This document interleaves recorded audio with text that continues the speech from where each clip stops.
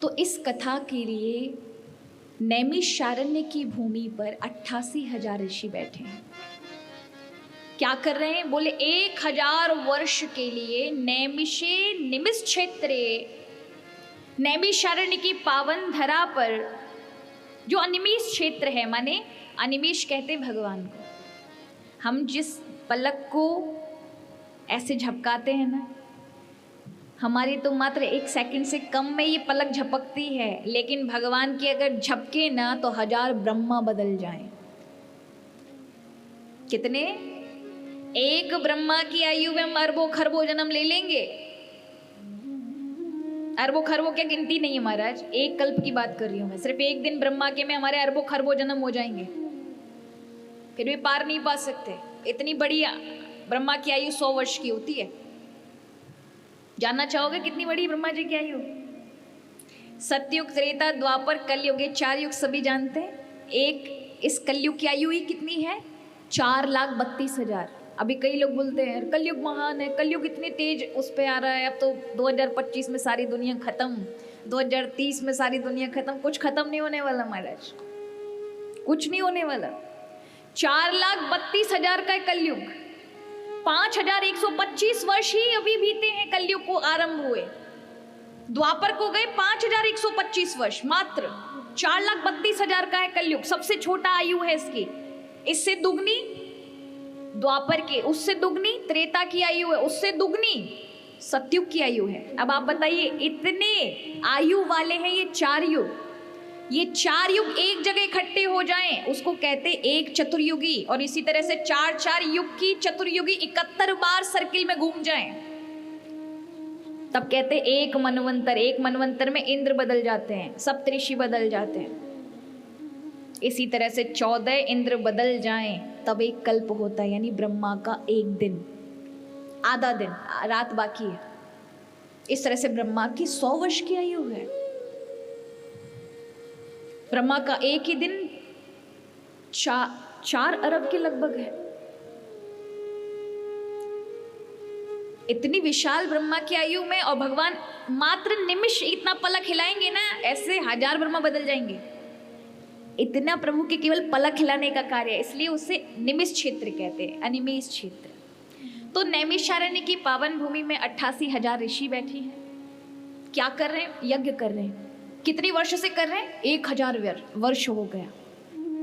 क्यों कर रहे हैं ये यज्ञ? वो खुद बताते हैं कि हम ये जो यज्ञ कर्मकांड कर रहे हैं ना, ये इसलिए कर रहे हैं क्योंकि कलयुग का आगमन हो गया है। अगर हमने अपने आप को मुक्त छोड़ा, कुछ ना किया, तो कलयुग हमारी मानसिकता, हमारे स्वभाव में बैठ जाएगा। आपको क्या लगता है, कलयुग कोई बहुत बड़ा राक्षस है महाराज? कलयुग हर जगह उपलब्ध है, हर जगह। काम क्या करता है? किसी की वाड़ी में बैठ गया, कुछ भी बुलवाया, तुरंत अच्छा वाला माहौल खराब हो जाएगा। किसी के मस्तिष्क पे बैठ गया, विचार से कुछ ऐसा बुलवाया, अभी हंस खेल रहे हो, अच्छे से अच्छी बातचीत हो रही है, लेकिन एक बात कहेगा, पूरा माहौल खराब। सब तनाव में, सब झगड़े में, कलह क्लेश जहां उत्पन्न हो जाए, वो कलयुग का काम है। तो अगर हमने मुक्त छोड़ा तो कलयुग हमें नहीं छोड़ेगा, हमारे स्वभाव, हमारे विचार में प्रवेश कर जाएगा। इसलिए हम पुण्य कृत में, सत्कर्म में अपने आप को लगा कर के बैठे हैं, जिससे कलयुग हमारे निकट ना आए। किंतु हमें ये पता है कि ये पुण्यकृत हमें पुण्य दे सकते हैं, सत्कर्म हमें पुण्य दे सकते हैं, लेकिन भगवान को नहीं दे सकते। शरीर तो पवित्र हो रहा है, लेकिन मन नहीं पवित्र हो पा रहा। इसलिए मन की पवित्रता के लिए सूत जी, आप हमें वही दिव्य कथा सुनाइए जो आपने अपने गुरु शुकदेव ऋषि से पाई है। अब देखिए, कई लोग सोचते हैं कि 18-17 पुराणों में जो सूत जी का वर्णन आता है ना, वो सूत जी यही सूत जी है। नहीं महाराज, इनके पिताजी हैं सूत जी महाराज के, जिनका नाम है रोमहर्षण जी महाराज। रोमहर्षण माने भगवान की भक्ति में जिनके रोमांच हो आता है, गदगद हो जाते हैं, वही 88,000 ऋषियों को पुराणों की कथा सुनाते हैं। किंतु भागवत परंपरा का ज्ञान, भागवत का ज्ञान इनके पुत्र उच्चश्रवा, जिसको हम सूत जी कहते हैं। सूत जी एक उपाधि, जैसे व्यास एक उपाधि है। किसी भी वक्ता जो व्यास गद्दी पर बैठे उसको व्यास बोलते हैं, पर सबके नाम अलग अलग होते हैं। व्यास एक गादी का नाम है, जैसे प्रधानमंत्री, प्रधान एक गादी का नाम है, व्यक्ति का नहीं है। उसी प्रकार सूत गादी है, नाम नहीं है। तो जो इनके पिता हैं रोमहर्षण, वो बलराम जी के द्वारा मार दिए जाते हैं, क्योंकि क्षत्रिय है रोमहर्षण जी और वो ब्राह्मणों को बैठ के पुराण सुना रहे हैं। तो बलराम जी को क्रोध आ गया। उन्होंने कहा ब्राह्मण को उच्च आसन पर बैठकर ब्राह्मणों को ज्ञान देना चाहिए, ये कौन है जो निम्न उससे आने के बाद और इस तरह से पुराण वाचन कर रहा है। तो क्रोधित हो गए और उन्होंने, जैसे ही बलराम जी ने क्रोध किया, उनके प्राण निकल गए बैठे बैठे व्यासपीठ पर। तब सारे ऋषि जो अत्यंत महाराज साधारण नहीं थे, बड़े बड़े महापुरुष जिन्होंने ऋग्वेद की, वेदों में अलग अलग श्रुतियों के ऋषि हैं, ऐसे ऋषि क्रोधित हो गए बलराम जी पर। हमने बिठाया, अपनी स्वीकृति से बिठाया, हम ज्ञान प्राप्त कर रहे, आप क्यों आए? या तो आप इसे तुरंत जीवित करिए या फिर हमारे श्राप का कोप भाजन बनना पड़ेगा। स्वयं बलराम जी शेष अवतार, उन्होंने कहा जो गई वस्तु दोबारा वापस नहीं आ सकती। तुमने कहा अब हमें कौन सुनाएगा ज्ञान, आगे की प्रक्रिया कौन करेगा? आपने हमारा अहित किया है। अब बलराम जी बड़े आश्चर्य में, तभी उनका पुत्र उच्चैश्रवा नजदीक था, उसी में ही पिता के आत्मा का निवास कराया। इस प्रकार से इनको भी सूत जी कहा जाता है। क्या कहा जाता है? पर इन्होंने नैमिषारण्य में ये भागवत ज्ञान यज्ञ श्रवण कराया। तो कहा हमें कथा सुनाइए जो हमारे मन को पवित्र करे, क्योंकि तन को तो ये यज्ञ आदि कर्म सब पवित्र कर ही रहे, हमारे मन को कथा पवित्र करेगी, इसलिए प्रभु की कथा सुनाई। सूत जी महाराज भागवत कथा की महिमा बताते हैं। तब ये ऋषि पूछते हैं कि इस कथा को किसने पहले सबसे पहले सुना, कैसे रचना हुई, कौन इस कथा का वक्ता है, ये कथा का उद्देश्य क्या है, क्यों आई ये कथा, जब इतने सारे पुराण हैं। तो यहां बताया ये कथा हमको लेके जाती है कहां पर? बद्रिका आश्रम पर, बद्रीनाथ धाम में। कौन कौन गया है? बद्रीनाथ जी आप गए हैं? और जो नहीं गए वो हाथ ऊंचा करके बताओ। बहुत सारे भाई लोग हैं, बहुत सारी बहनें हैं जो नहीं गए। देखो मैं प्रभु से प्रार्थना करूंगी आप सबको अवश्य बद्रीनाथ। अब तो सरल हो गया महाराज, आज से 60 साल पहले बुजुर्ग जो गए ना, वो बहुत तकलीफ वाली उसमें गए हैं, बड़े दुर्गम रास्ते थे। लेकिन आज हमारे प्रधानमंत्री जी ने बहुत अच्छी व्यवस्था कर दी है कि अब आपके लिए हाईवे जैसे रास्ते बन गए महाराज। आओ जाओ, अब तो खेल जैसे बद्रीनाथ जी, केवल 10 घंटा में पहुंच जाओ। नहीं पहले 2-2 दिन महाराज, कम से कम 3-3 दिन रुकना पड़ता था अगर रास्ते में पहाड़ गिर गए हैं। अब तो 1 घंटे के अंदर भी आपको वेट नहीं करना पड़ता, निकल जाते हैं, रास्ता बन जाता है। बद्रीनाथ जी क्यों आवश्यक है? क्योंकि हम सभी के लिए भगवान नर नारायण तपस्या कर रहे हैं, हम सभी के लिए, जिससे हमें कर्म का फल तुरंत मिल सके। उन बद्रीनाथ भगवान की जहाँ साधना की भूमि है, जिस बद्रीनाथ जी में हर एक भगवान का अवतार अवश्य वहाँ साधना करके आया है, चाहे वो भगवान राम हैं, कृष्ण हैं, परशुराम हैं, व्यास हैं, जितने भी हैं। और आज भी वो संतों की भूमि है, पहाड़ों के रूप में ऋषि मुनि बैठे हैं। ऐसी भूमि का अवश्य हमें चारों धाम में बद्रीनाथ जी अवश्य जाना चाहिए। तो बद्रीनाथ जी की भूमि पर श्री व्यास भगवान बैठे, जो इस कथा के रचयिता हैं। उनका नाम है कृष्ण द्वैपायन व्यास। नाम ऐसा क्यों पड़ा? व्यास कहते हैं व्यस्ताम वेदा अनेनसा वेद व्यासः, जो किसी भी चीज का व्यास करे, बढ़ाए, इतनी सी चीज को इतने में बताए, ठीक है। तो उन्होंने 4 श्लोक की भागवत कथा जो नारद जी से श्रवण की थी, उसको 18,000 श्लोकों में परिणित कर दिया, 18,000 में बढ़ा दिया। और केवल यही नहीं किया, वेद एक ही था, आगे कलयुग में लोग दीर्घ सूत्री होंगे, मतलब समझ बहुत बाद में पड़ेगी। जब पूरी कथा हो जाती है तब एक पॉइंट समझ आता है, अच्छा ये कह रहे हैं व्यास जी, मतलब 4 घंटे कहे वो सब बेकार। इतने लंबे महाराज हमारे ऐसे कान हैं कि हमारे बाहर दुनिया की तो सब सुनाई तुरंत पड़ जाती है, लेकिन भगवान की ये सब चीजें हमें बड़ी बाद में समझ आती हैं, मुश्किल से। तो व्यास जी ने देखा कि वेदों का इतना ज्यादा लोग स्मृति में नहीं रख पाएंगे, बुद्धि में नहीं रख पाएंगे, तो इसका विभाग कर देते हैं। तो विभाग कर दिए, 4 भाग कर दिए वेदों के। इसलिए वेद व्यास, व्यास माने वेदों की भाग किए। 17 पुराण की लिखे, लेकिन शांति नहीं मिली उन्हें। उनके मन में हलचल है, कुछ तो कमी है। मैंने इतना सब कुछ लिखा, और वास्तव में महाराज आज जितना भी कोई संत महापुरुष कुछ भी बोले, वो व्यास भगवान को नमन करेगा। क्यों? जितना भी आप कुछ बोलेंगे वो व्यास भगवान की झूठन है, क्योंकि ऐसा कोई सिद्धांत नहीं जिस पर व्यास भगवान ने ना लिखा हो। इसलिए आप देखिए कि गुरु पूर्णिमा का मतलब क्या है। आप किसी भी संत महापुरुष को देखोगे, वो गुरु पूर्णिमा का अवसर पर्व क्यों मनाता है? क्या सभी के गुरु जी एक ही पूर्णिमा पे पैदा हुए? नहीं, वेद व्यास का जन्म पूर्णिमा पर है। वेद भगवान सबके गुरु हैं, श्री व्यास भगवान। इसके कारण समग्र गुरुओं को एक ही आषाढ़ी पूर्णिमा पर ही मनाना पड़ेगा। तो ये गुरु पूर्णिमा का उत्सव व्यास भगवान का उत्सव है, यानी हम सभी के गुरु हैं, वो सभी का उच्छिष्ट। हर एक सिद्धांत में आप देखिए, आप जो भी बोलेंगे वो पहले से व्यास भगवान लिख चुके हैं। इसलिए कहते हैं व्यास भगवान की झूठन ही सब बोलते हैं, मतलब जो भी कोई बोलेगा, जो भी कुछ लिखेगा, सब व्यास भगवान की झूठन होगी। हमारे आचार्य परंपरा, ये जितने भी हमारे आचार्य हुए हैं भगवान तुल्य हैं, पर इन्होंने भी व्यास भगवान का ब्रह्म सूत्र, गीता, भागवत, इन सब पर भाष्य किए, टीकाएं की है, तभी आचार्य पद पर स्थापित होंगे। यानी बिना भगवान व्यास को स्वीकार किए कुछ नहीं आप सनातन धर्म में कर सकते। तो इसलिए अद्भुत सिद्धांत व्यास भगवान के हम सभी ऋणी हैं। इतना अद्भुत कार्य कोई मनुष्य नहीं कर सकता। व्यास भगवान के 17 पुराणों का अध्ययन महाराज अपने जीवन काल पर्यंत में कोई व्यक्ति नहीं समझ सकता। इसलिए व्यास भगवान अवतारी हैं, उनको इसलिए भगवान का स्वरूप कहा जाता है। व्यास भगवान ने 17 पुराणों की रचना की, लेकिन फिर भी असंतुष्टि है, मन में संतोष नहीं। देखो संत जो होते हैं ना महाराज, उनके मन में जब बेचैनी होती है उसका अर्थ होता है कुछ अच्छा होने वाला है।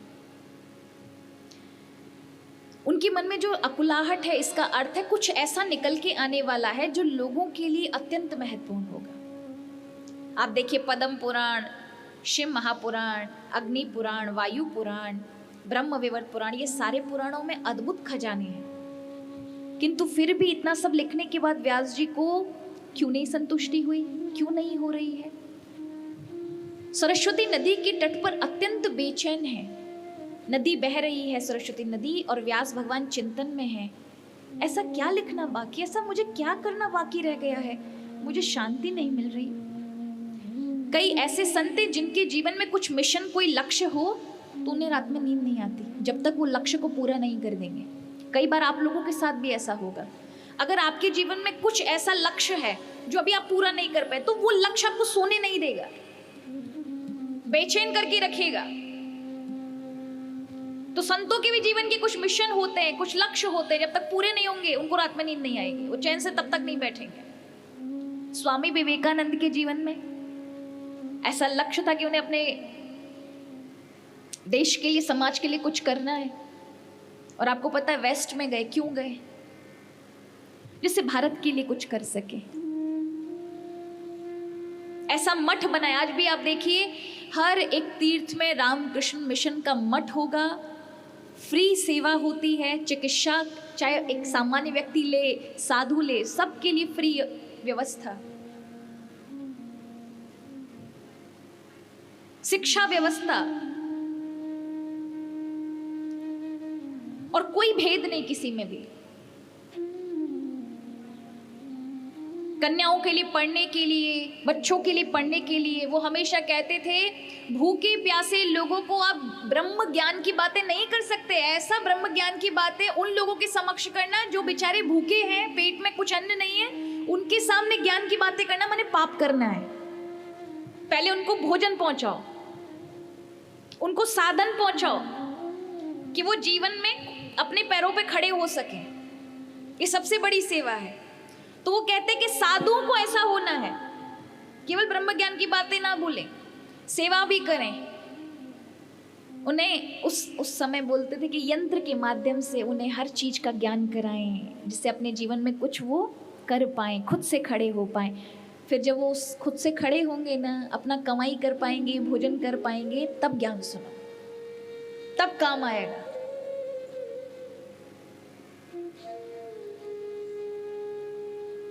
तो यहाँ वेद व्यास अत्यंत दुखी है, तभी उनको अचानक जब कहते हैं ना मन में इच्छा हो, कुछ नया होने वाला हो, स्वयं भगवान कराते हैं, हम नहीं कर सकते।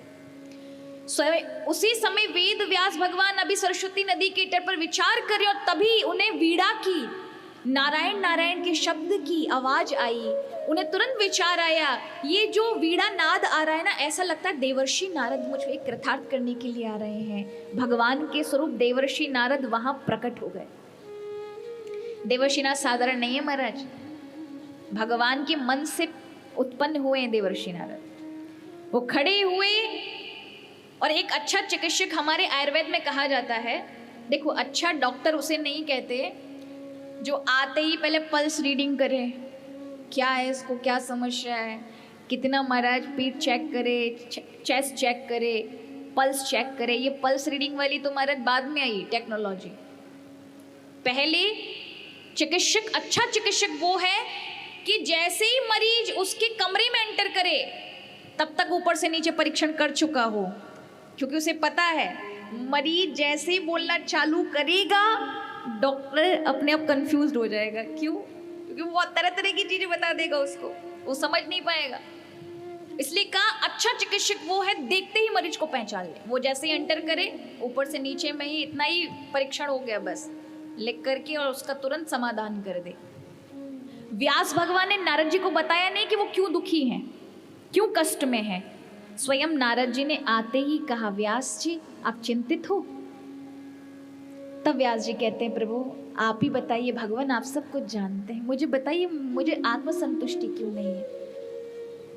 मैंने महाभारत लिखा, इतना सब धर्म है, इतना सब ज्ञान है, और महाभारत के अंत में वेद व्यास जी कहते हैं मैं हाथ उठाकर कहता हूँ धर्म का पालन करो। लोग धर्म का पालन नहीं कर रहे, लोग अधर्म का पालन कर रहे हैं। धर्म इतना आसान है, हर जगह उपलब्ध है। माता पिता की सेवा करना धर्म है, लेकिन करने को लोग तैयार नहीं है। मैया बापों को लड़के वृद्धाश्रम भेज देते हैं, अलग कर देते हैं। अधर्म करने में पाप लगता है, धर्म करने में मेहनत लगती है, वो करने को तैयार है, किंतु धर्म नहीं करेंगे। कैसे इन लोगों को समझाऊं? नारद जी कहते कि आपने बहुत कुछ लिखा है, ये सच है, किंतु आपने जो भी लिखा है ना उसमें संसारिक चीजों का बहुत अत्यधिक महत्व और भगवान को बहुत पीछे कर दिया। इसलिए लोग शांति नहीं उन्हें नहीं मिल रही, उन्हें रास्ता सही से नहीं मिल रहा, क्योंकि आपने 1000 मार्ग पकड़ा दिए। कर्म पे चलो, योग पे चलो, यज्ञ पे चलो, कर्म अनुष्ठान पे चलो, पूजा पे चलो, सेवा पे चलो, और सब पे कोई ना कोई लालच लगा दिया है। फलाने व्रत कर लो तो ये हो जाएगा, ये कर लो ये हो जाएगा, ऐसा हो जाओ। तो जो लोग हैं जिनका मन में केवल संसार के सुख भोग हैं, नहीं मिल रहे, ऐसे अभावग्रस्त लोग तो चीजों के लिए जुड़ेंगे तभी भगवान को मानेंगे। तो भगवान उनके लिए तब तक सही है जब तक उन्हें चीजें मिल रही हैं, सामान मिल रहे हैं संसार के। जिस दिन मिलना बंद हो गए भगवान दूर। क्या आपने लक्ष्य से पकड़ाया किसी को? आकर्षण इतने भर दिए हैं सबके मार्ग में कि वो सही मार्ग पे जा ही नहीं सकता, घूम फिर करके वो उन्हीं संसार में अटका रह जाएगा। आपने कोई मुक्ति का मार्ग नहीं दिखाया, इसलिए अब उन लोगों के लिए छोड़ो चिंता, आप उनके लिए लिखो जो सच में भगवान के भक्त हैं, जो प्रभु से प्रेम करते हैं। ये सब धन इत्यादि तो सब जुटा लेंगे, लेकिन भगवत प्राप्ति करना बड़ा कठिन है। तो भक्तों के लिए लिखिए जो प्रभु को प्रेम करते हैं। कैसे लिखूं, मेरे में सामर्थ्य नहीं है। नारद जी कहते हैं तुम बस प्रभु का ध्यान करो, भागवत स्वतः ही तुम्हारे हृदय से खुद व खुद जन्म ले लेगी, तुम्हें कुछ करने की जरूरत नहीं है। ऐसा कह करके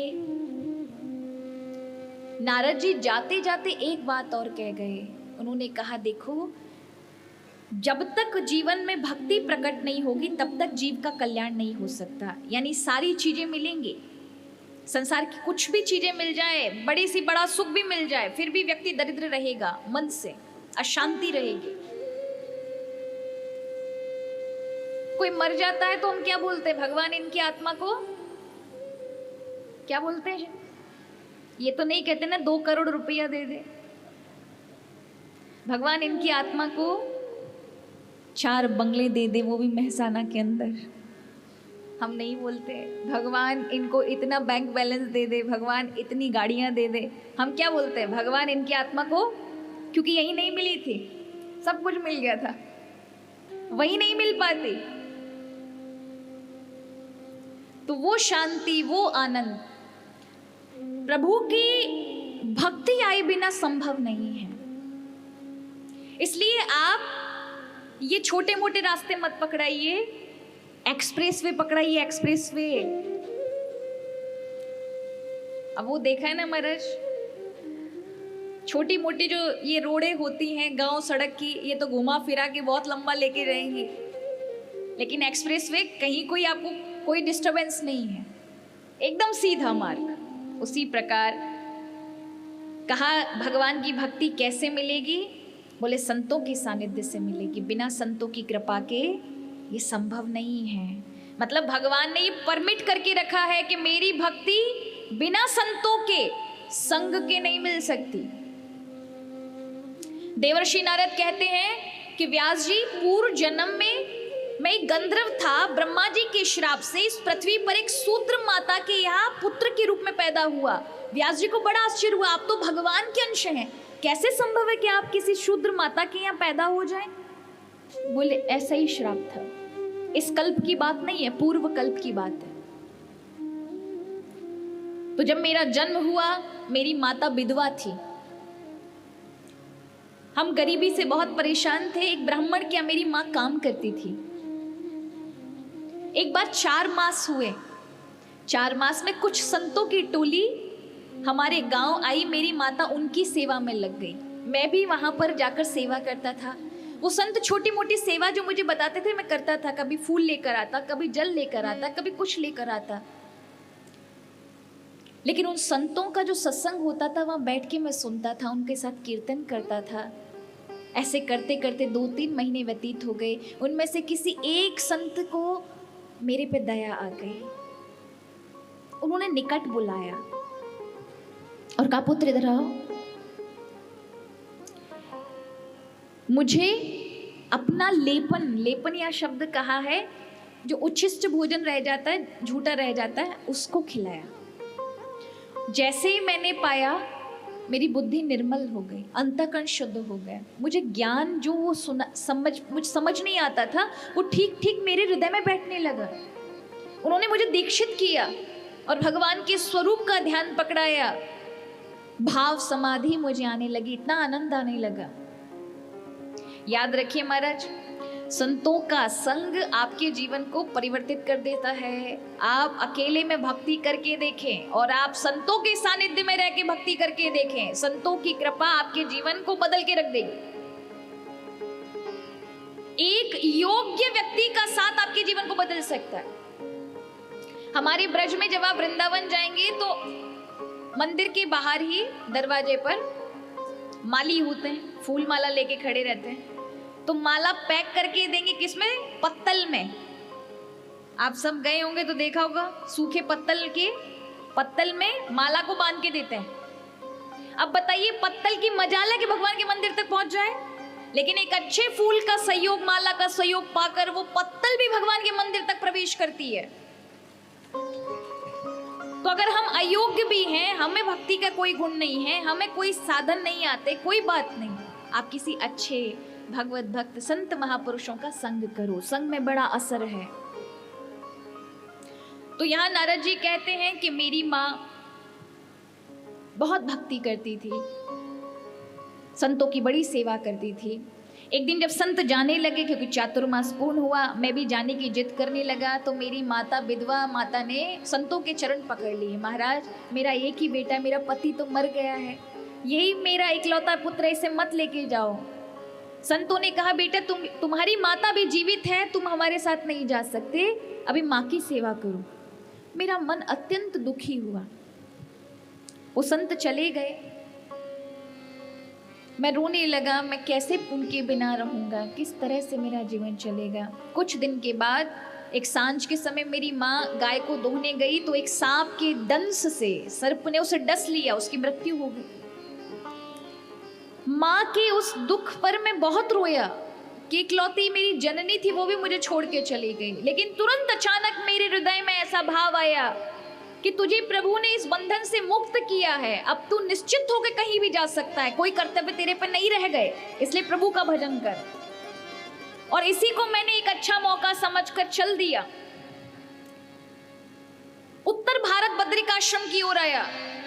घने जंगल थे चारों ओर, मुझे किसी प्रकार का कोई भय नहीं था। मात्र 8 वर्ष की आयु का मैं घने जंगलों के अंदर चला गया। ना मेरी भूख है ना मुझे प्यास थी। एक पेड़ के नीचे बैठकर मैं भजन ही कर रहा था। वही संतों का बताया हुआ ध्यान मैंने मेरे हृदय में किया तो प्रभु का दर्शन होने लगा। मैं बस आनंद ही ले रहा था कि अचानक वो दर्शन अदृश्य हो गया, गायब हो गया। मैं रोने लगा। मीरा भी कहती है ना अपने भजन में, जो मैं ऐसो जानती प्रीत करे दुख होय, नगर ढिंढोरा पीती प्रीत न करियो को। मुझे पता होता कि तेरी प्रीति में, तेरे भजन में इतना दुख मिलेगा मुझे, तू ऐसे छोड़ के चलेगा, तुझे याद नहीं आएगी मेरी। तो मैं सबसे कहती कोई भक्ति मत करो। भगवान का काम ही है, पहले सहयोग देते हैं, पहले आनंद कराते हैं और फिर एकदम से मुझे भूल ना जाए इसलिए तुरंत वो आनंद खींच लेते हैं, जिससे आपका स्मरण प्रभु में बना रहे। इसमें क्या होगा, आपकी निरंतरता रहेगी भगवान से, आप सीधे जुड़े रहेंगे। गोपियों के साथ भी प्रभु ने यही किया। आज नारद जी को वो सब भाव दिया, तुरंत अदृश्य हो गए। नारद जी अकुलाहट हो गई, क्या कहाँ गए प्रभु, कहाँ गए। तभी आकाशवाणी हुई, नारद रो मत, ये तो मैंने तुम्हें अपना दर्शन का आनंद दिया है थोड़ी देर के लिए। इस शरीर से अब तुम्हें मेरा दर्शन नहीं हो सकता, लेकिन शरीर के छूटने पर तुम्हें वो सब अगाध आनंद की प्राप्ति होगी जो तुम चाहते हो, क्योंकि अभी तुम्हारा शेष जीवन बाकी है, कुछ कर्म कृत्य बाकी है। कल्प में तुम मेरे ही अंश से अवतरित होके अनवरत मेरा नाम, इसी आनंद को, इसी झांकी को अनवरत देखोगे और लोगों को कराओगे। अब क्या था सुदामा जी, बस यही वृत्तिक्षा करने लगे कब ये शरीर छूटे, और कल्प का अंत हुआ। पूरी सृष्टि नष्ट हुई, उसमें नारद जी की देह छूटी और उसके बाद ब्रह्मा जी के पुत्र से, ब्रह्मा जी के ही शरीर से नारद के रूप में अवतरित हुए। भगवान ने स्वयं ने उनको वीणा प्रदान की। अनवरत भगवान का नाम गाते हैं। और ऐसा ऋषि जिसके भक्त महाराज दैत्य भी हैं, जिसके भक्त देवता भी हैं, नारद जी की ऐसी स्थिति है कोई उन्हें रोक नहीं सकता, वो जहां जाएं वहां सम्मान पाएंगे। हिरण्यकश्यपु नारायण भगवान के नाम से जलता है, लेकिन नारद जी से नहीं जलेगा। अगर वहां भी पहुंचते हैं तो वो सम्मान करेगा, चाहे नारद जी मन नारायण नारायण करके खूब कीर्तन करें। देवर्षि नारद इंद्र के पास जाएं, किसी राक्षस के पास जाएं, नागलोक में जाएं, कहीं भी जा सकते हैं, सब जगह उन्हें सम्मान मिलेगा। आनंदी ऋषि हैं, भगवान के स्वरूप हैं। और एक और बात है, चाहे दुष्ट व्यक्ति हो, चाहे अच्छा महात्मा हो, चोर हो, संत हो, जिसको नारद जी ने दर्शन दे दिए उसको भगवान का दर्शन होकर रहेगा, ये पक्की गारंटी है। चाहे कोई भी हो, जिसको एक बार नारद जी ने एक बार भेंट कर ली, जिसको एक बार नारद जी ने देख लिया, उसको भगवान का दर्शन होना निश्चित है, उसे भगवान देंगे दर्शन। ऐसे देवर्षि नारद कहते हैं कि व्यास भगवान आप चिंतित नहीं होइए, आप सिर्फ भगवान के विषय में लिखिए, कोई लालच, कोई लोभ, कोई आकर्षण कुछ मत लगाइए। ऐसा धर्म पकड़ाइए जिसमें कोई कपट नहीं है। धर्म प्रोजित केतु वो अत्र परमो निर्मत्सराणाम सताम। ऐसा धर्म पकड़ाइए जिसमें किसी प्रकार का कोई आकर्षण ना हो। तो यहां व्यास भगवान 3 वर्ष तक बद्रिकाश्रम में तपस्या करते हैं, तब उनके हृदय से समाधि भाषा के रूप में ये ग्रंथ निकलता है। अब इसको समाधि भाषा क्यों कहते हैं? ऐसा मत समझना कि व्यास जी ने एक कॉपी बनाई या कोई भोजपत्र पे अपनी कलम से अपने विचार लिखते जाते, जब जब सोचते अच्छा ये फिर लिख लिए, ऐसा नहीं है। ये लेखक वाला काम है कि जब मन में विचार आया तो कुछ लिख लिया, जब विचार आया तो कुछ लिख लिया, ऐसा नहीं। अचानक से शब्दों की श्रृंखला बन बन करके आपके हृदय से बाहर उमड़ने के लिए हो जाए और वो रुके ना एक पल के लिए, उसे कहते समाधि भाषा। क्योंकि वो आपकी खुद विचार करने के लिए समय नहीं है, लेकिन वो आंतरिक रूप से प्रकट हो रही है, यानी स्वयं भगवान प्रकट करना चाह रहे हैं। तो यहाँ व्यास भगवान ने श्रीमद् भागवत कथा की रचना की। इसे बोले कौन? तो स्वयं भगवान ही शुकदेव रूप में आए, भागवत कथा का अध्ययन किया।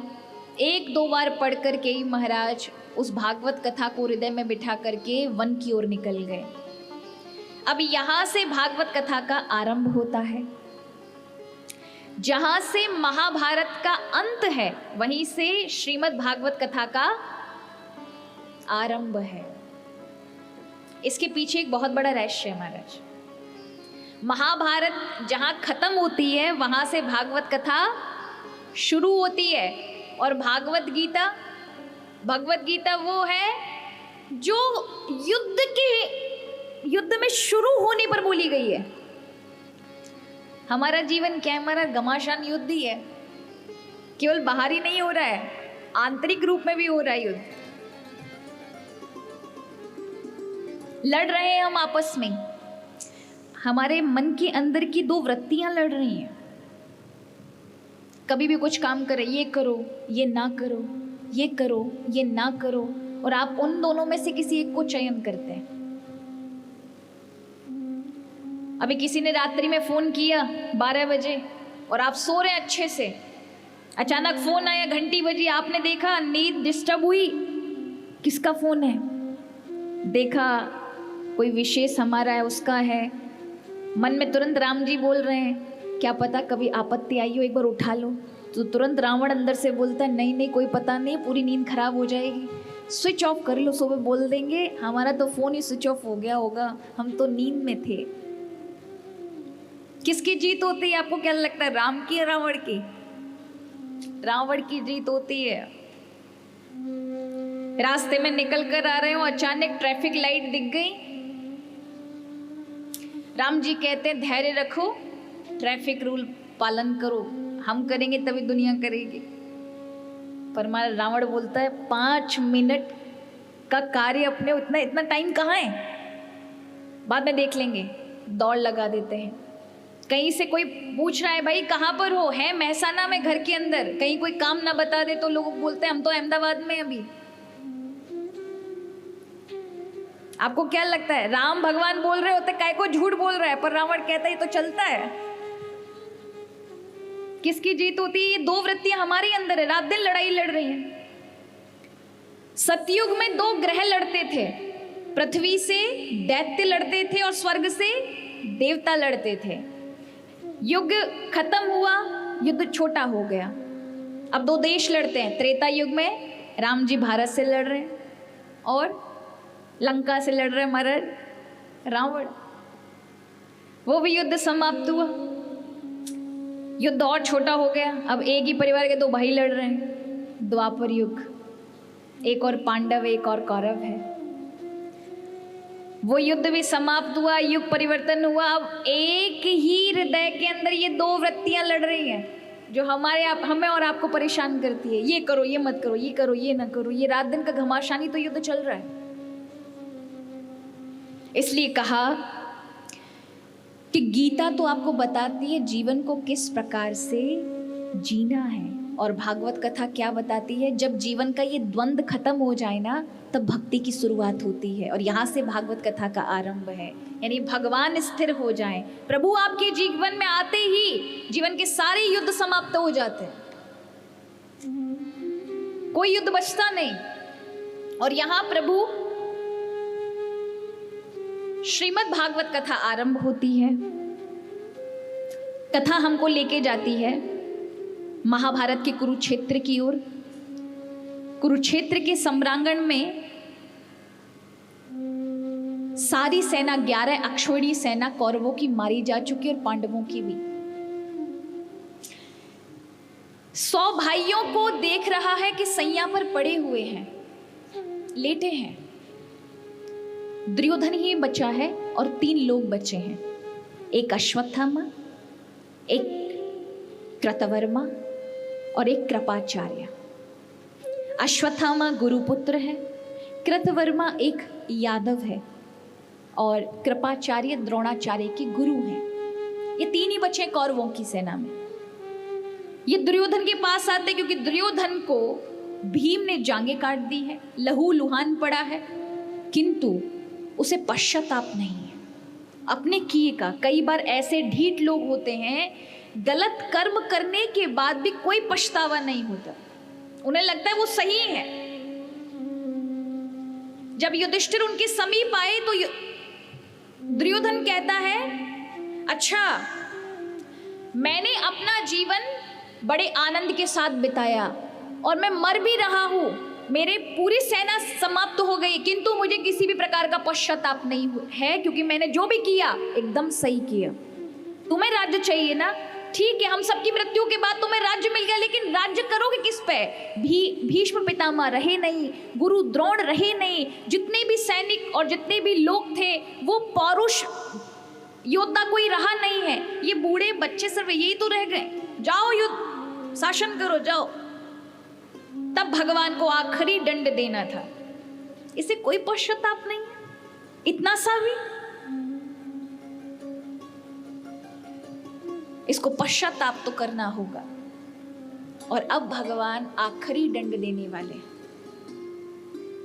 यहां ये तीनों योद्धा आते हैं दुर्योधन के पास और कहते हैं, तुम आदेश दो, हम अकेले ही बहुत बड़ी सेना है, किसी सेना की आवश्यकता नहीं है। दुर्योधन कहता है, जो हुआ वो सब हो चुका है, अब मुझे कुछ नहीं चाहिए। लेकिन अश्वत्थामा कहता है, मैं 5 पांडवों को मार कर लेकर आऊंगा, मेरा प्रण है।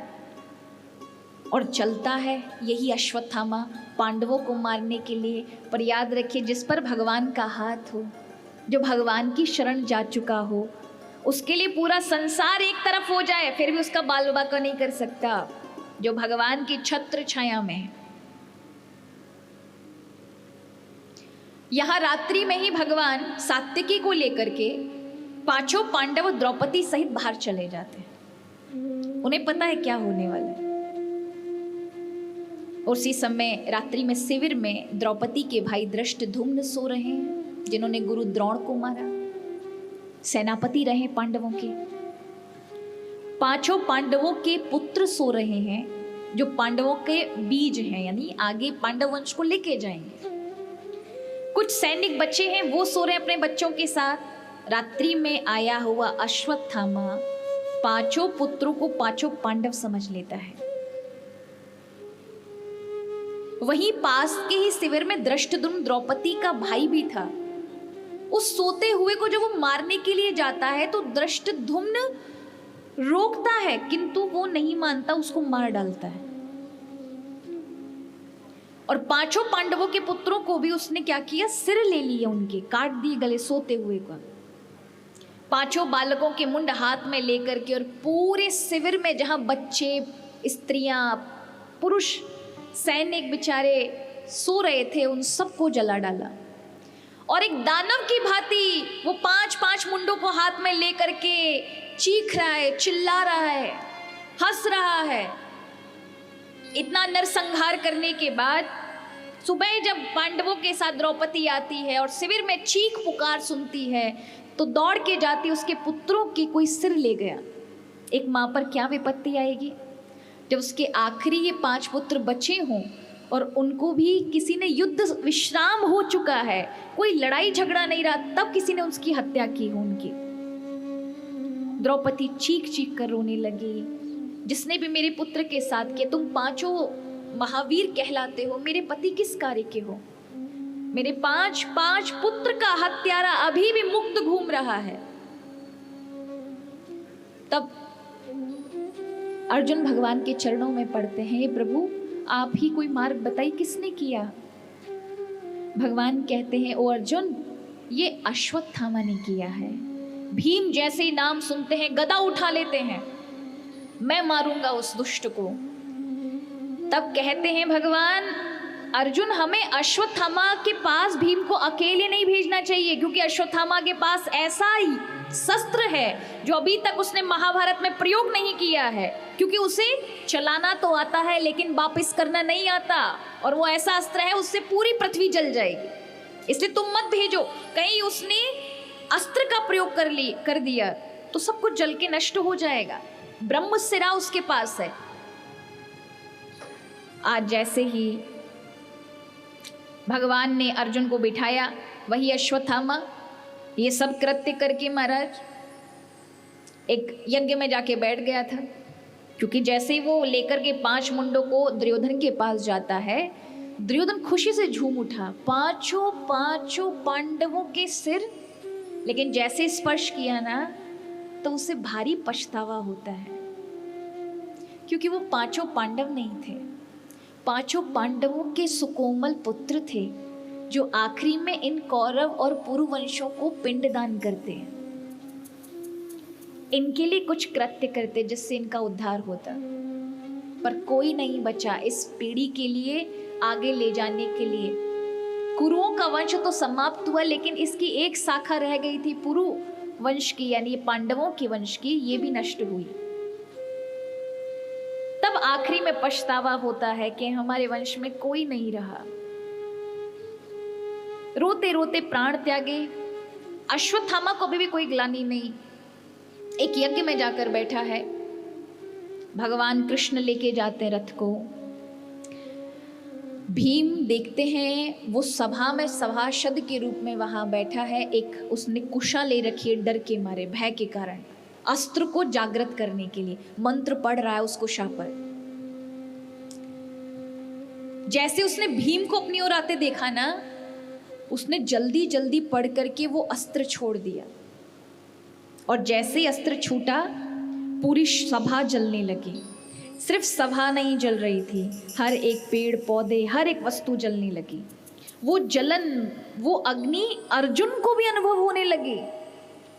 वो भगवान के चरण वो समझ नहीं पा रहा कि कैसे रोका जाए। अश्वत्थामा हंस रहा है, उसे कोई पकड़ नहीं सकता, क्योंकि इस समय जो भारी आपत्ति है अग्नि के रूप में, चारों ओर चीजें जल रही हैं, लोग जल रहे हैं, इन्हें कैसे रोका जाए। अर्जुन ने कभी ऐसे अस्त्र का प्रयोग नहीं देखा, रोने लगा, भगवान के चरणों में पड़ गया। और याद रखिए महाराज, जब भी कभी कोई ऐसी चीजें ना समझ आए तो प्रार्थना ही सबसे बड़ी औषधि है, जो तुम्हें हर एक मुश्किल से निकाल सकती है।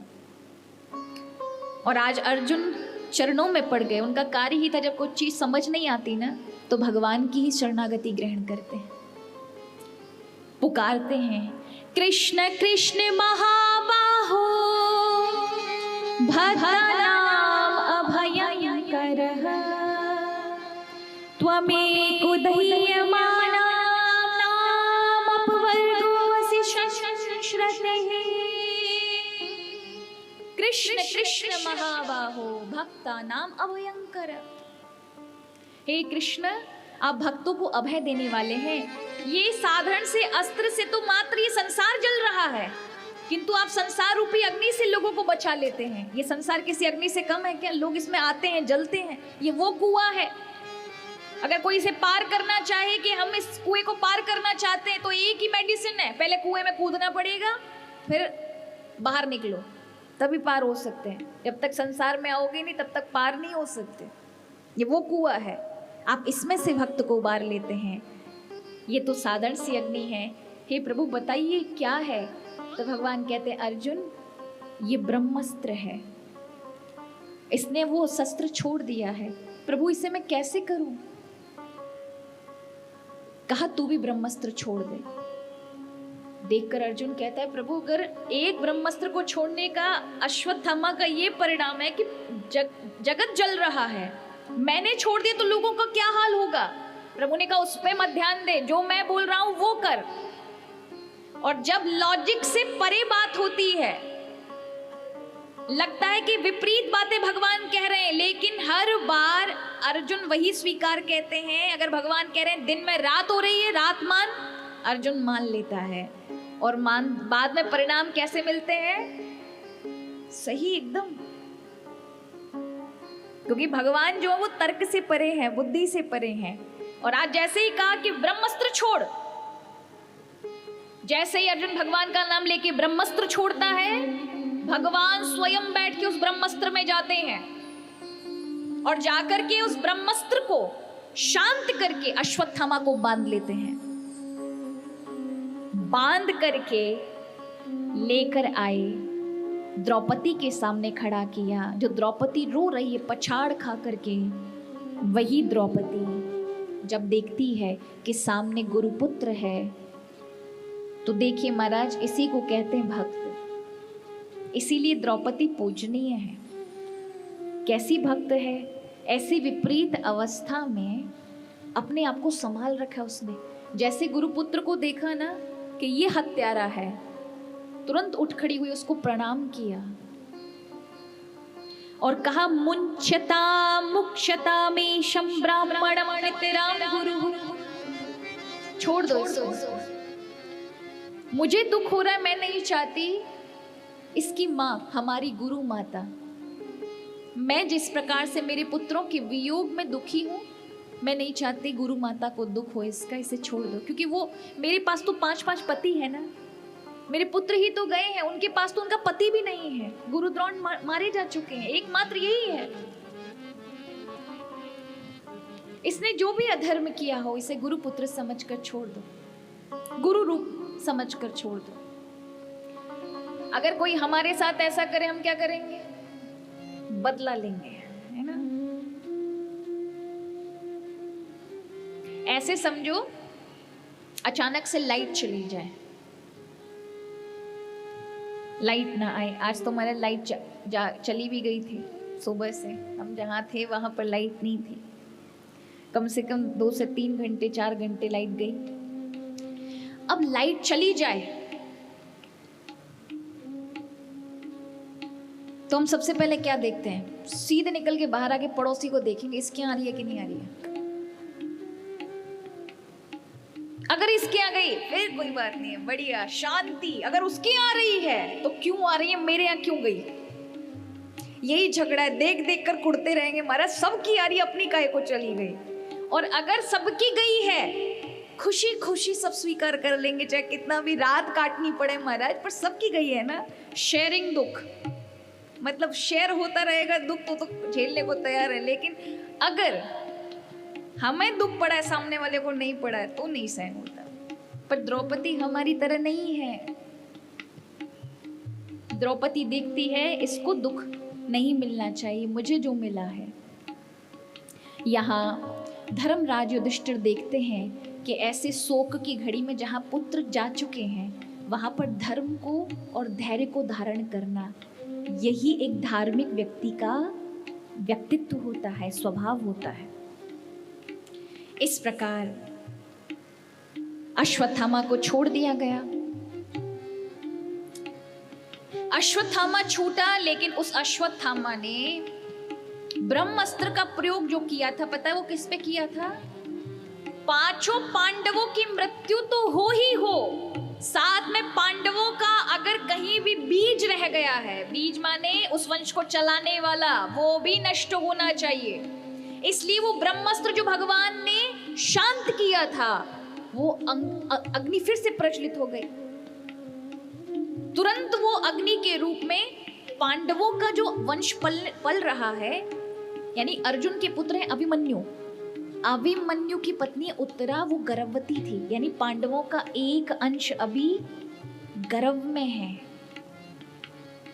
वो अग्नि उनके गर्भ से, उत्तरा के गर्भ से अंदर चली गई, उस बालक को पीड़ित करने लगी, मारने का दुस्साहस करने लगी, और 5 बाण अचानक से पांडवों की ओर आने लगे। भगवान ने सुदर्शन चक्र धारण करके उन सबको काटा, पांडवों की रक्षा की। अभी बस ऐसे ही रक्षा करके विश्राम ही लिया था कि अचानक दौड़ती हुई उत्तरा भगवान के चरणों में गिर पड़ी। पाहि पाहि महायोगिन देव देव जगतपते, नान्यं त्वद्भयं पश्येयत्र मृत्युः परस्परम्। पाहि पाहि महायोग, प्रभु मुझे बचाओ, मुझे बचाओ। अब देखिए महाराज, यहाँ देखो उत्तरा से सीखना चाहिए, बहुत सुंदर सुंदर सूत्र हैं।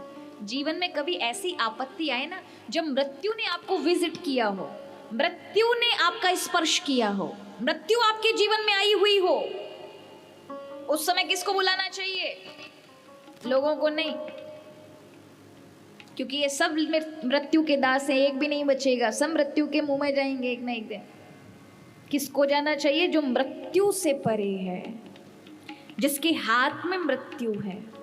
इसलिए उत्तरा अपने ससुर इत्यादि के पास नहीं गई, युधिष्ठिर, अर्जुन, भीम, नकुल, सहदेव, इन किसी के पास नहीं गई। किसके पास गई? दौड़ के भगवान के पास, क्योंकि उसे पता है ये सब काल के गाल में जाने वाले हैं, ये क्या बचाएंगे, ये खुद उस दीवार को नहीं लांग सकते, लेकिन जो खड़े हैं समक्ष, इनके हाथ में मृत्यु है। एक बार एक मरीज को हार्ट का अटैक आया, तो डॉक्टर के पास गया, विश्वविख्यात डॉक्टर, अच्छा हृदय का विशेषज्ञ। उसने देख करके मरीज को कहा, don't be fear, I am here, बिल्कुल डरो मत, मैं हूं, सुबह आऊंगा, ऑपरेशन करूंगा, अच्छे हो जाओगे, बिल्कुल डरना नहीं, बस रात की बात है। और सुबह 4 बजे उसी डॉक्टर को अटैक पड़ गया महाराज, वो खुद टाइम पे नहीं पहुंच पाया, मर गए, जो खुद बचाने की गारंटी देकर गए थे। संसार के लोग बचा सकते हैं आपको? नहीं बचा सकते, इनके हाथ में नहीं है। इसलिए उत्तरा उस समय, इसलिए सूत्र है, जब भी जीवन में ऐसी विचित्र घड़ी उपस्थित हो, तब प्रभु का स्मरण करो, वो मृत्यु के मुंह से निकाल लाएंगे। यहाँ उत्तरा गई है, दौड़ के भगवान के पास चरणों में पड़ी है। प्रभु ने देखा, समझ गए, परम पवित्र परमात्मा छोटा सा रूप बना के उत्तरा के गर्भ में गए। आप बताइए, गर्भ कितना दूषित होता है, उस दूषित गर्भ में जहाँ मल मूत्र पड़ा है, वहां प्रभु गए। और केवल ऐसा नहीं, आप ये सोचे कि कोई एक क्षण में भगवान सुदर्शन चक्र घुमाया, नहीं, ब्रह्मास्त्र था, इसलिए महीनों तक भगवान ने उस बालक की रक्षा की। वो नवजात छोटा सा जंतु के रूप में पड़ा हुआ बालक बार बार देखता है, ये कौन है जो गदा लेकर के मेरी रक्षा कर रहा है। एक रूप में पांडवों के समक्ष है और दूसरे रूप में भगवान उत्तरा के गर्भ में जाकर के रक्षा कर रहे हैं उनकी। प्रभु रक्षा, इसलिए ये इस बालक के का नाम परीक्षित रखा गया। क्यों परीक्षित रखा गया? ये गर्भ से जब बाहर आता है तो प्रत्येक व्यक्ति को पकड़ के उसका मुख देखता था, ये वही है जिसने गर्भ में मेरी रक्षा की। जब उससे वैसी शक्ल नहीं दिखती तो हट जाता था। यानी सबकी परीक्षा करना, ऐसा परीक्षक जो है वो परीक्षित है। ऐसा देखा जाए तो हम सभी परीक्षित हैं महाराज। बताएं कैसे हैं परीक्षित? हम सभी परीक्षित हैं। हम भी सबको देखते हैं, जहां से भी हमें ज्ञान की बातें आए, जहां से भी हमें जीवन के लिए उपयोगी बातें नजर आए, किसी संत से, किसी भक्त से, किसी भी व्यक्ति से हम जाते हैं, सब सुनने का प्रयास करते हैं, परीक्षण करते हैं पूरे जीवन भर। जहां से भी हमें भगवान के दिव्य स्वरूप का, दिव्य ज्ञान का हमें कहीं भी कुछ मिले, वहां से हम इकट्ठा करने की कोशिश करते हैं। यहाँ से कुछ मिले, यहाँ से कुछ मिले, यहाँ से हमें कुछ मार्ग मिले। हम सभी परीक्षित हैं। तो यहाँ भगवान उत्तरा की रक्षा करके अब जानते हैं। जैसे ही प्रभु जाने के लिए होते हैं, उसी समय कुंती, यहाँ बड़ी कुंती स्तुति की बड़ी सुंदर व्याख्या दी है। कि कुंती दौड़कर भगवान के चरणों में गिरती है और भगवान से कहती है, हे द्वारिकाधीश, आपने मुझे ठग लिया। क्या कर लिया? आप मेरे भाई के बेटे बने रहे, पर आप तो जगत नियंता परमात्मा हैं। द्वारिकावासी, नमस्ते नमस्यै पुरुषं त्वाद्यं ईश्वरं प्रकृते परम। आप आदि पुरुष हैं, प्रकृति को चलाने वाले, आपने मुझे ठग लिया। भगवान की माया ऐसी है, व्यक्ति एक बार बोले और भगवान की माया सब हर लेती है। भगवान मुस्कुराए तो अब वही कुंती जो भगवान के लिए बोली प्रकृति पुरुष है, और वही अब भगवान को आधार कार्ड देने लग गई। क्या आप देवकी नंदन हैं, आप यशोदा नंदन हैं? भगवान कहने लगे अभी तो प्रकृति संसार का मालिक बता रही थी, अब आधार कार्ड बना के दे दिया कि तुम देवकी नंदन हो, यशोदा नंदन हो, नंद के छोरा हो, वसुदेव के बालक हो। लेकिन कहती हैं, इनकी ये वाली बात मुझे बहुत अच्छी लगी, इसलिए मैं आपको श्रवण कराने के लिए बोल रही हूँ कि एक बार सुने कुंती ने क्या कहा। कुंती ने कहा, प्रभु मैंने अपने जीवन में एक चीज देखी है, और वो ये कि जब जब जीवन में कष्ट पड़ा तो मैंने आपको पाया, और जीवन में सुख मिला तब आपको भूल गए हम। तो मैंने अपने जीवन का मेजरमेंट किया है, मतलब मैंने जीवन को तौला है तो पाया है कि संसार में व्यक्ति जिसको दुख समझता है वो दुख नहीं है, और जिसको हम सुख समझते हैं वो सुख नहीं है। यानी जिसको हम चाहते हैं कि ये सुख है वो सच में सुख नहीं है, और जिसको हम मानते हैं कि दुख है वो सच में दुख नहीं है। क्योंकि सुख वो है जिसमें भगवान का स्मरण हो, और दुख वो है जिसमें भगवान को भूल जाओ। लेकिन हम प्राय सुख में भगवान को भूलते हैं कि नहीं भूलते? तो वो सुख क्या है? दुख है। और दुख क्या है? वो सुख है जो भगवान का स्मरण कराता है। प्राय कोई नहीं चाहता कि हमारे जीवन में दुख हो। कोई चाहता है? आप में से कितने लोग हैं जो चाहते हैं कि दुख मिले? कोई नहीं चाहता, सब सुख की चीजें चाहते हैं, सुख मिले सुख मिले। पर आप बताइए कि अगर जीवन में दुख ना मिले तब तक भगवान की कृपा, भगवान की भक्ति, आपके जीवन में बदलाव आ ही नहीं सकता। क्यों? क्योंकि आप तपस्या करते नहीं महाराज। ये जो आप नाम कीर्तन पूजा पाठ ये सब करोगे ना, ये केवल यहाँ तक के मन जो आप जानते हैं, जिस मन को केवल यही तक काम करेगा, यही तक आनंद देगा। जन्म जन्मांतर के जो कर्म कांड किए हैं हमने, संस्कार, वो बहुत अंदर रहते हैं, बहुत अंदर, वहां तक नहीं जा पाता।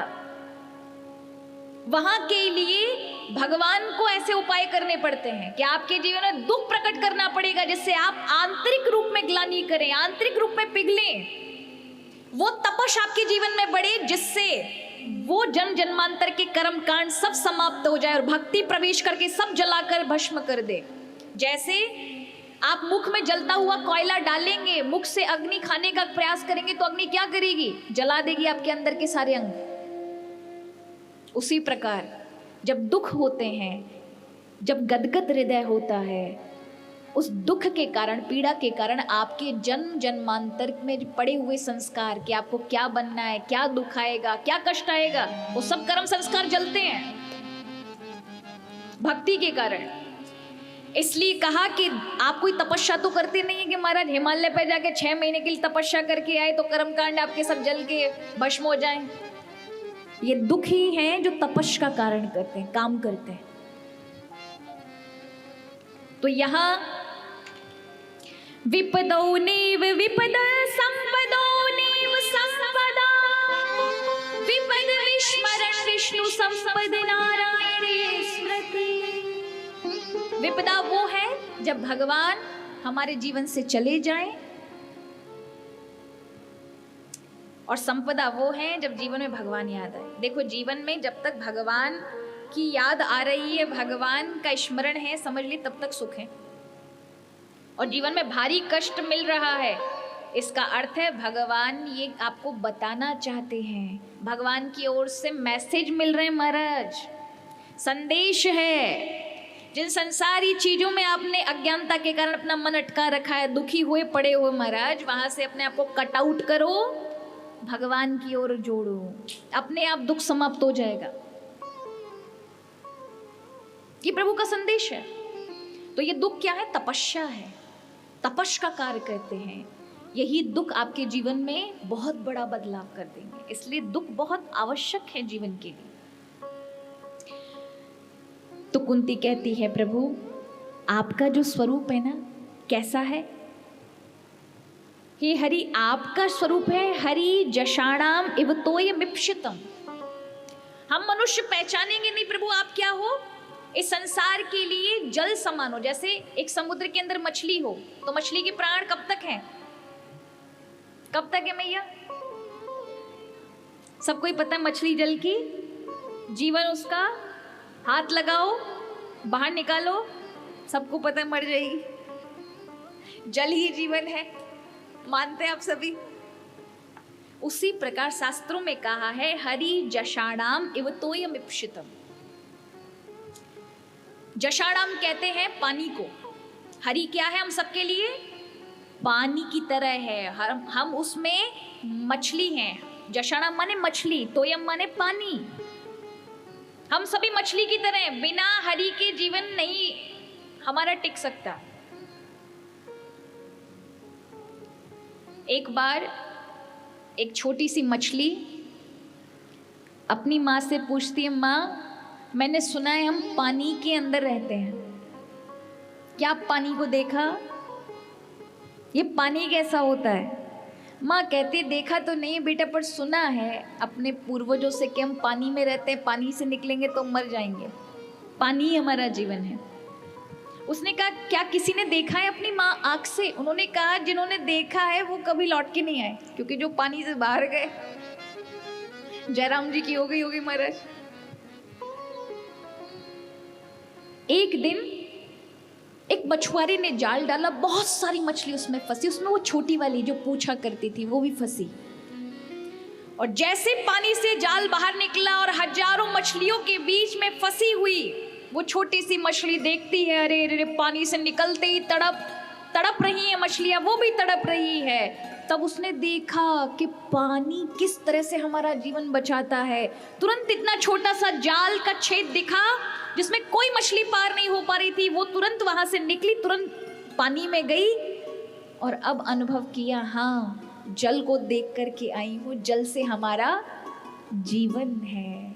उसी प्रकार भगवान आप हैं, आप जल हैं और हम सभी मछली हैं। जिस प्रकार मछली का जीवन जल से, उसी प्रकार हमारा जीवन भी आपसे है। तो यहां कुंती कहती भगवान अगर आपको देना है तो क्या दे दो? कष्ट दे दो, दुख दे दो। आज तक ऐसा कोई दूसरा पैदा नहीं हुआ जिन्होंने हमारा दुख मांगा हो। इकलौती कुंती है आज तक इतिहास में जिन्होंने भगवान से क्या मांगा, भगवान मुझे क्या दो? पीड़ा पे पीड़ा दीजिए, क्योंकि जब जब पीड़ा आई तब तब आप सामने थे, इसलिए मुझे पीड़ा का आभास नहीं हुआ। मुझे देना है तो पीड़ा दीजिए, मुझे सुख नहीं चाहिए।